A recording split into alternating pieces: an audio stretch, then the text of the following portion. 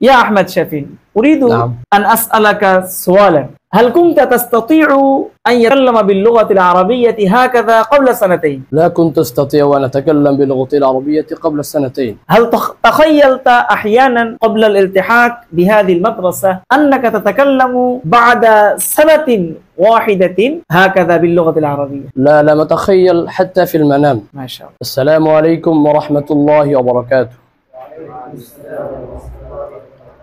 الحمد لله وكفى وسلام على عباده الذين اصطفى، أما بعد. فيا أيها الحاضرون في هذه الحفلة، أريد أن أحدثكم اليوم عن موضوع مهم الذي يتعلق بحياتنا، وهو كيف نزيد قوة حفظنا.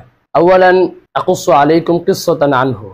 يحكى أن الإمام واقي بن الجر رحمه الله كان شديد الذكاء. مرة سأله الإمام علي بن الخشام رحمه الله: يا إمام، هل دواء نزيد به قوة حفظنا؟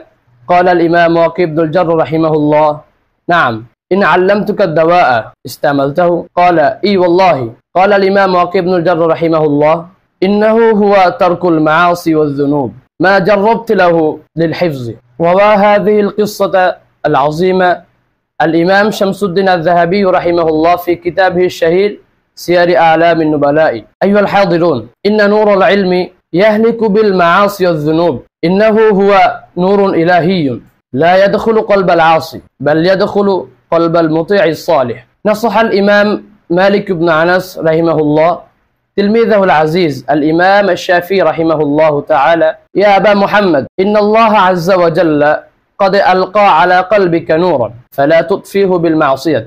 أيها الحاضرون، قد فهمنا بهذه المحادثة القصيرة أننا نزيد قوة حفظنا بترك المعاصي والذنوب.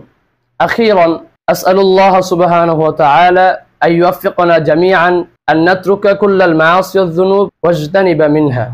السلام عليكم ورحمة الله وبركاته. ما شاء الله، ما شاء الله، أحسنت.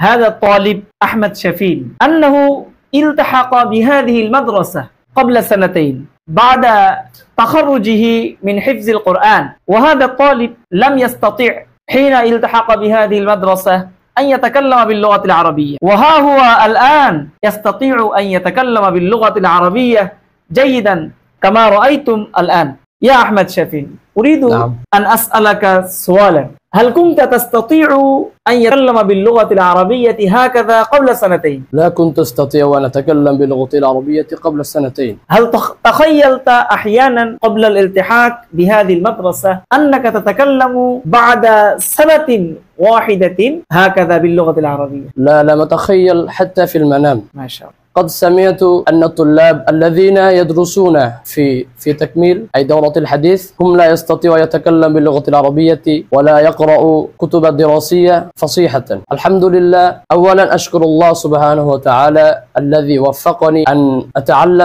أتعلمت اللغة العربية، أنه يستطيع أن يتكلم باللغة العربية. قبل 3 أيام أنه يمشي معي وأنا أذهب إلى بيتي، في الطريق أنا أتكلم معه باللغة العربية حتى أنا ذهبت إلى بيتي.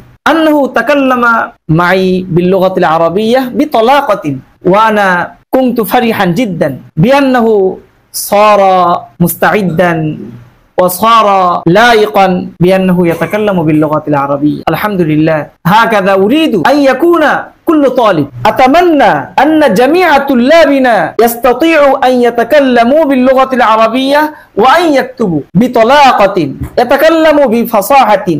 إذا يراك عربي أنه سيكون معجبا بك، وهذا أتمنى.